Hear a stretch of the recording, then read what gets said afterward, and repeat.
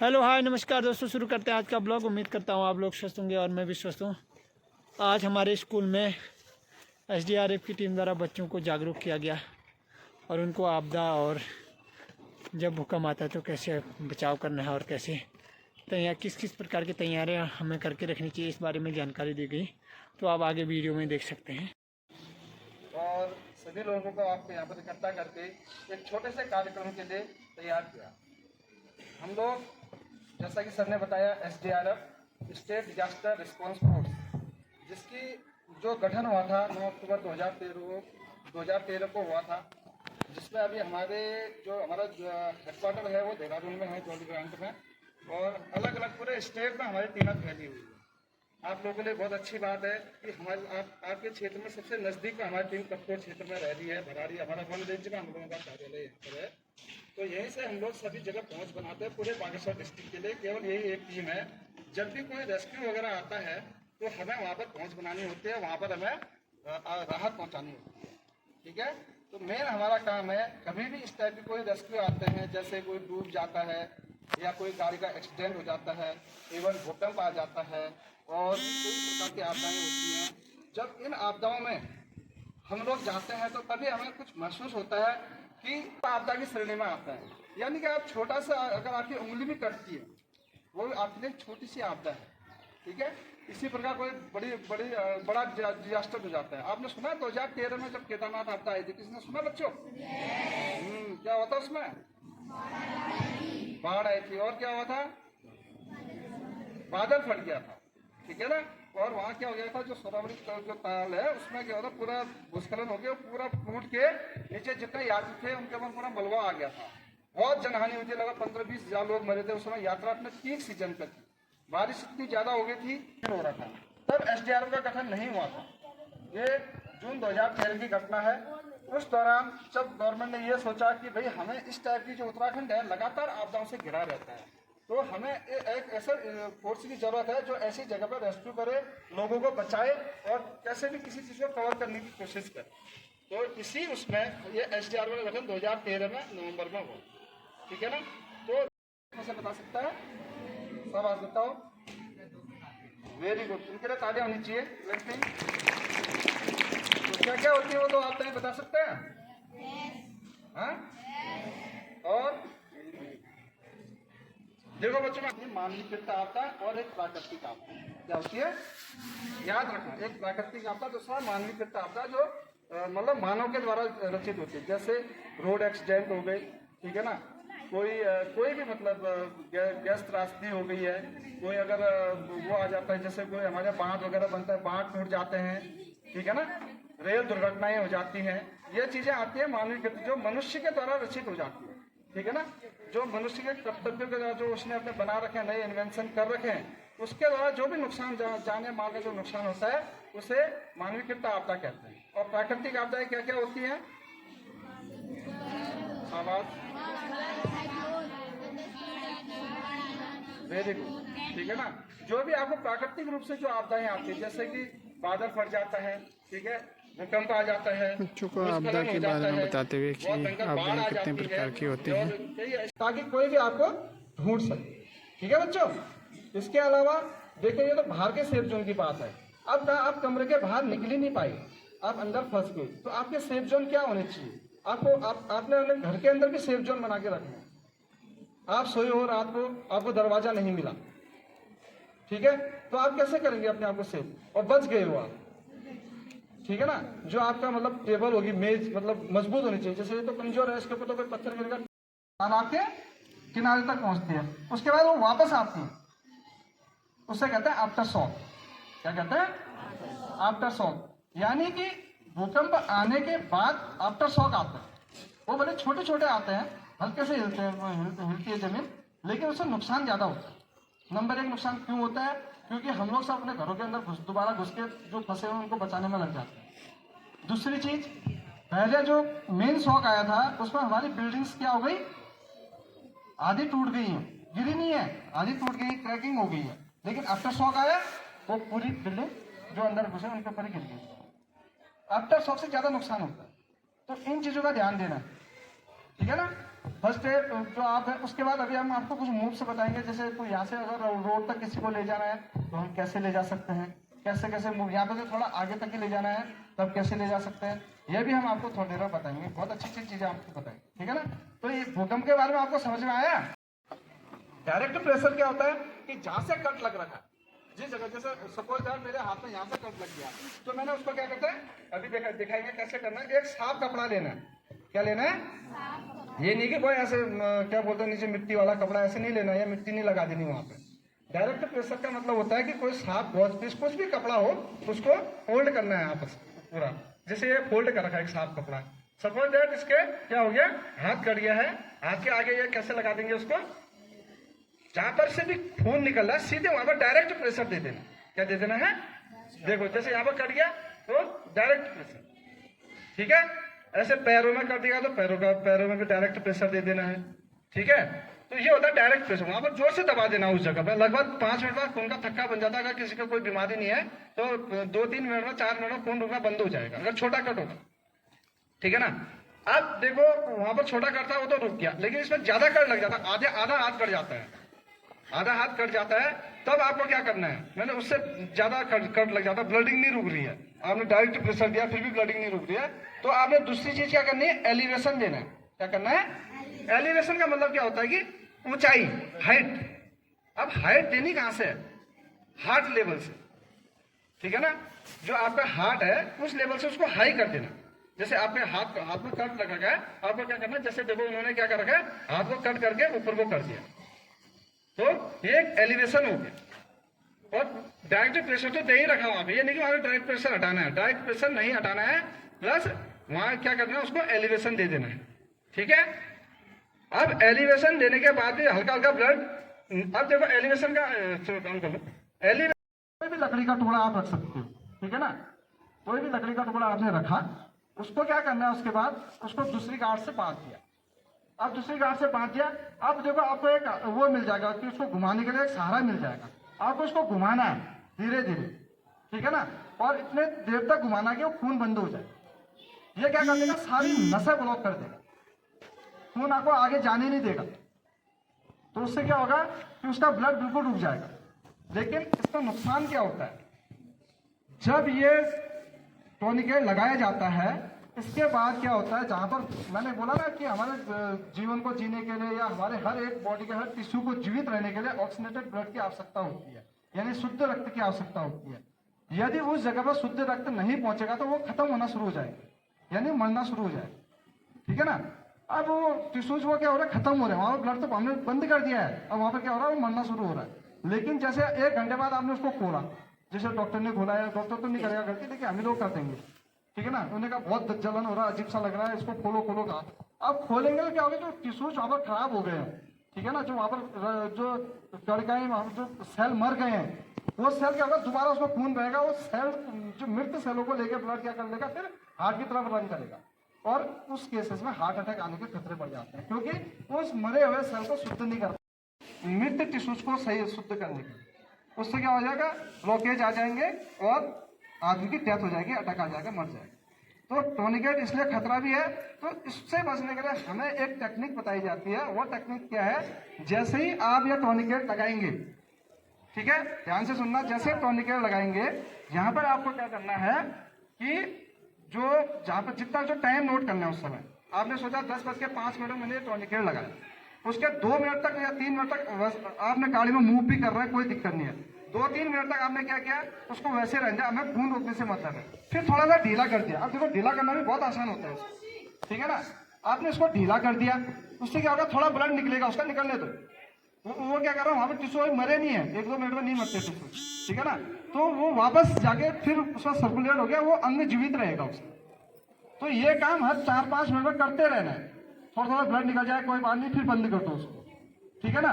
तो हॉस्पिटल पहुंचे तक ये काम करते रहना है, और वो टाइमिंग नोट करते रहने की हमने कब खोला था, कब बंद किया था। और जब हम हॉस्पिटल में जाएंगे, डॉक्टर खुद पूछेगा कि कितना टाइम पहले ऐसा हुआ था, क्या हुआ था, वहाँ पे उसमें आप पूछने की जरूरत ही नहीं है। जब आपने नोट करके उसका हाथ जब कटा है, उसके ऊपर ही नोट कर दो पेन से, ठीक है ना। डॉक्टर देखेगा, वो कहेगा ठीक है भाई, वो सब इंजेक्शन वगैरह लगा के उसको वो ठीक करने की कोशिश करेगा। उसके बाद डॉक्टर का काम है। हम डॉक्टर नहीं है, हम किसी लेवल पर डॉक्टर नहीं है, हमें डॉक्टर नहीं बनना है, लेकिन हमें किसी को फर्स्ट एड देना है, उसको उसको बचाना, उसके जीवन को बचा के जैसी स्थिति में हुआ वैसी स्थिति में उसको हॉस्पिटल पहुंचाना है, ये हमारा फर्स्ट एड का काम होता है। ठीक है, आए बच्चों समझ में? ठीक है, अच्छा लगा ना? 2 नंबर 1 है क्लिनिकल डेथ। क्या होती है? Clinical death. उसे कहते हैं जब किसी की पल्स रुक जाती है और सांस लेना बंद कर देती है। ठीक हो गया, वो क्लिनिकल डेथ है। डॉक्टर ये देखता है ना कि पल्स देखा, पल्स ऑक्सीजन मिल गया और सांस चेक किया, नहीं भाई ये तो खत्म हो गया, ठीक है ना, वो क्लिनिकल डेथ है। दूसरी डेथ होती है बायोलॉजिकल डेथ। क्या होती है? Biological death. अभी जब आगे क्लासों में आप जाओगे तो इन चीजों के बारे में पढ़ोगे। मैं अभी से आपको थोड़ा बहुत इसके बारे में बता देता हूँ, हमें बहुत ज्यादा नहीं है, लेकिन आपको जितना हम जानते हैं उतना हम बता पाए वो हमारे लिए बेस्ट है। दूसरा होता है बायोलॉजिकल डेथ। जो बायोलॉजिकल डेथ होती है वो ये होती है कि जब सांस तो बंद हो गई, पहले क्लिनिकल डेथ में सांस और वो पल्स तो बंद हो गई, लेकिन जब बायोलॉजिकल डेथ होती है, जो हमारे मस्तिष्क है ना, जब मस्तिष्क की कोशिकाएं धीरे धीरे खत्म होना शुरू हो जाती है, ठीक है, जब मस्तिष्क की जो छोटी छोटी कोशिकाएं होती हैं वो मरना शुरू हो जाती है, तो उन्हें क्या कहते हैं? बायोलॉजिकल डेथ होना शुरू हो जाती है। अब वो मरना कब शुरू होती है? जो क्लिनिकल डेथ होती है, यानी पल्स और सांस रुक जाती है, उसके 5 मिनट बाद वो पूरी खत्म हो जाती है। यानी उस 5 मिनट के दौरान का टाइम होता है जिसपे मतलब हम सीपीआर दे सकते हैं, ठीक है ना। यानी वो 5 मिनट का ही ऐसा टाइम होता है जिसमें मर रही होती है तो उन्हें पुनर्जीवित दिया जा सकता है, आदमी को बचाया जा सकता है। हार्ट अटैक के केस में 5 मिनट हो गए तो टिश्यू पूरे खत्म हो जाता है, उसके बाद आदमी को रिकवर नहीं किया जा सकता, या किसी भी बॉडीज को मतलब आप रिकवर नहीं कर सकते उसके बाद। तो उसी 5 मिनट के दौरान आपको सीपीआर देना है। अभी आपको बताया जाएगा कि सीपीआर देते कैसे हैं, ठीक है, लेकिन आपको ध्यान देना पड़ेगा कि 5 मिनट ज्यादा हो गए तब भी सीपीआर नहीं देना है। और किन केसों में सीपीआर नहीं देना है? जैसे गर्दन अलग हो गई है, ठीक है ना, पूरी बॉडी क्रैश हो गई है एक्सीडेंट में, ठीक है ना, ऐसे केसों में सीपीआर नहीं दिया जाता है। सीपीआर दिया जाता है अधिकतर हार्ट अटैक के ही केस में। आपको पता है हम लोग घर में रहते हैं, बूढ़े बुजुर्ग होते हैं, और अगर कोई अटैक आ गया 5 मिनट में हॉस्पिटल तो पहुंच नहीं पाओगे, ठीक है। तो आपको क्या किया जाता है कि ये सिखाया जाता है सीपीआर, इसी विधि से सिखाया जाएगा कि आप वहां पर ये काम करो, ये काम आपको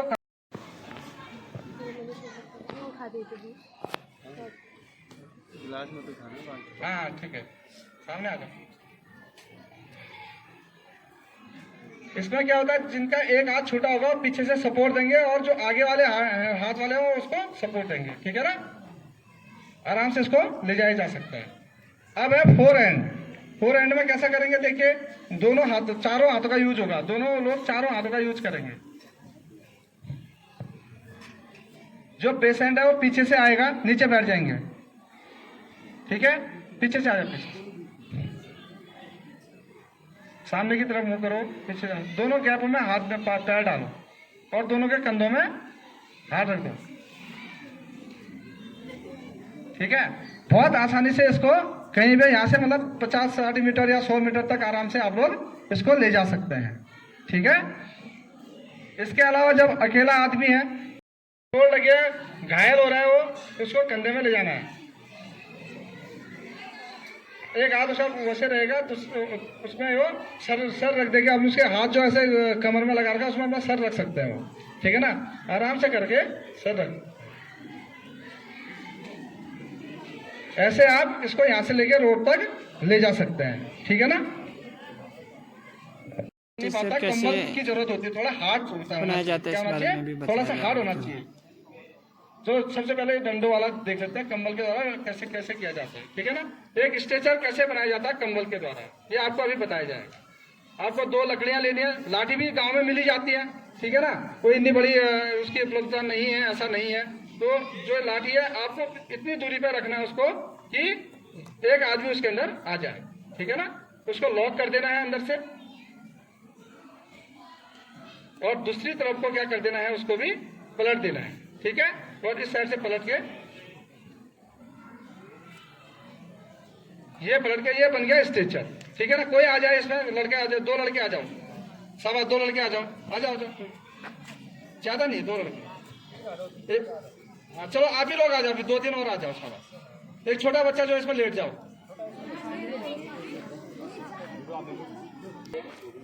1-1 केवल 4, इसमें 4 की जरूरत पड़ती है,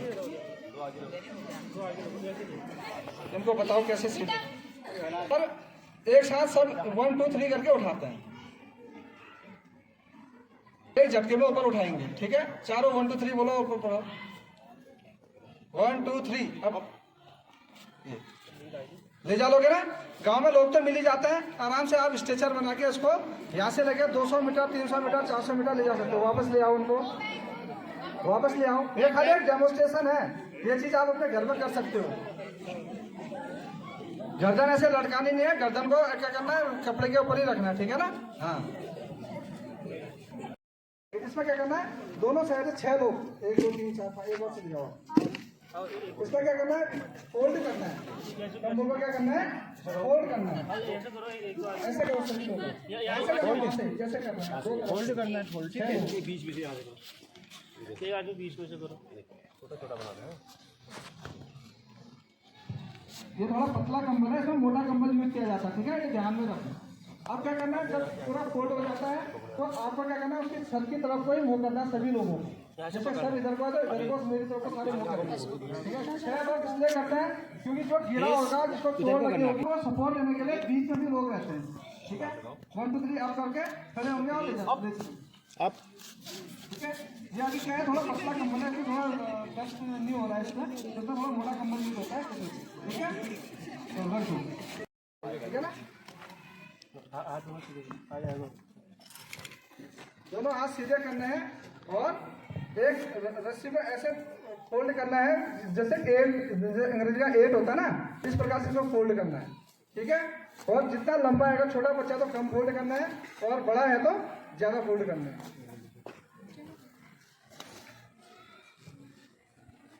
इसको पूरा नीचे तक एक अच्छे से वे में उसको करा देना, नीचे बाहर नहीं निकलना चाहिए, बाहर नीचे एक गांठ और बना देंगे। ठीक है, ताकि उससे आगे को रस्सी में जाए।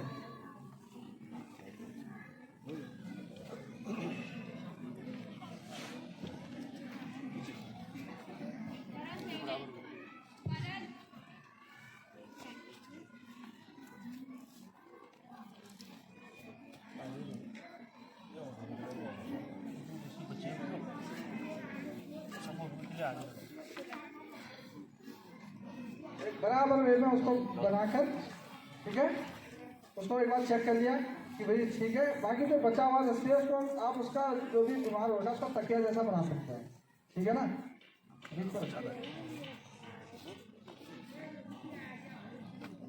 थोड़ा आगे करो, आगे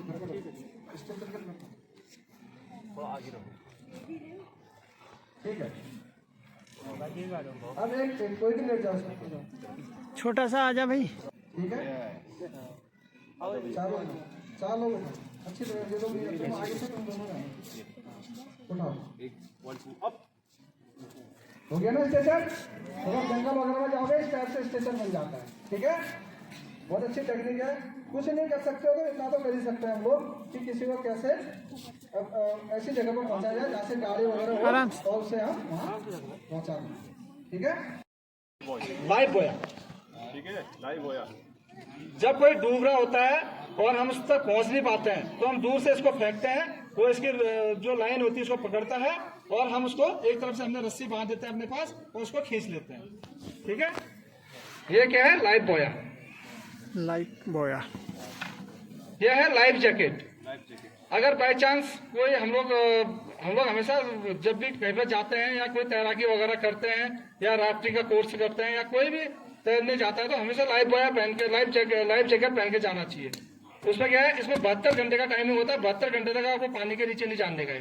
ठीक है ना, पानी के ऊपर ही रखेगा और आपको बचा जाए। नैनीताल में क्या होता है ना, नैनीताल गए हो, कोई गए हो ना, वहाँ नाव तो इसी चीज के लिए होता है। कभी भी इसको पहने बिना पानी में नहीं होता ना, भले आप नाव चलाओ या कुछ चलाओ, इसको पहने रहोगे तो आपके बचने की 100% संभावना है। अगर आप गिर भी जाओगे उस नाव से तो आप आराम से, नहीं तो ताल इतनी गहरी है। क्रश हेलमेट है, इससे कभी भी जब हम लोग कहीं पर जाते हैं, रेस्क्यू के लिए जाते हैं और भूस्खलन वगैरह हो रहा होता है, ऊपर से पत्थर गिर रहे होते हैं, हमें वहां से लोगों को निकालना होता है तो हम लोग इसका यूज करते हैं ताकि सर में हमारे कोई नुकसान ना हो। ठीक है ना, 8 kg से ऊपर के पत्थर को ये सहन कर लेता है। ठीक है, सेफ्टी हेलमेट कहा जाता है इसको।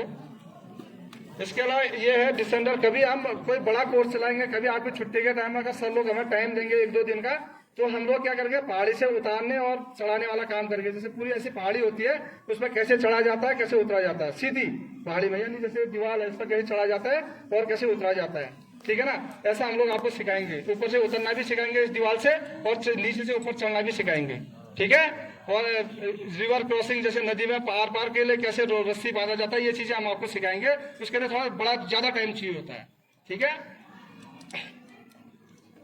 इसके अलावा ये स्लिंग वगैरह है, देखो ये इस टाइप से, देखो रिवर क्रॉसिंग हम क्या करते हैं, इसमें नीचे से जो ये रखा है हमने सीट आने सकी, इसको पहनाते हैं, इसमें इसको टांगते हैं, फिर नदी से इस पार से उस पार कर देते हैं, ठीक है ना। बहुत जगह हमने कर रखा है, ठीक है।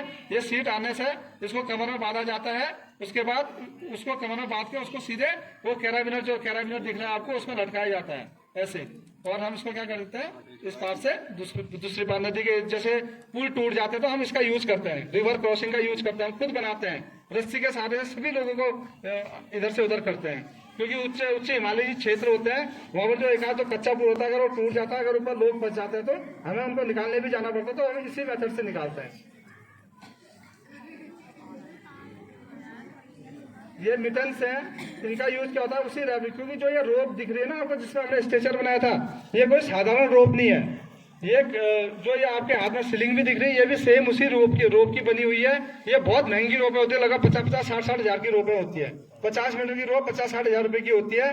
इसके अंदर इतनी स्ट्रेंथ होती है कि इसके ऊपर अगर 27 या 28 लोग भी अगर आप लोग लटक जाओगे तो नहीं टूटेंगे, इतनी तेज, इतना उसकी स्ट्रेंथ होती है, लगभग 27 से 35 किलो न्यूटन तक इसकी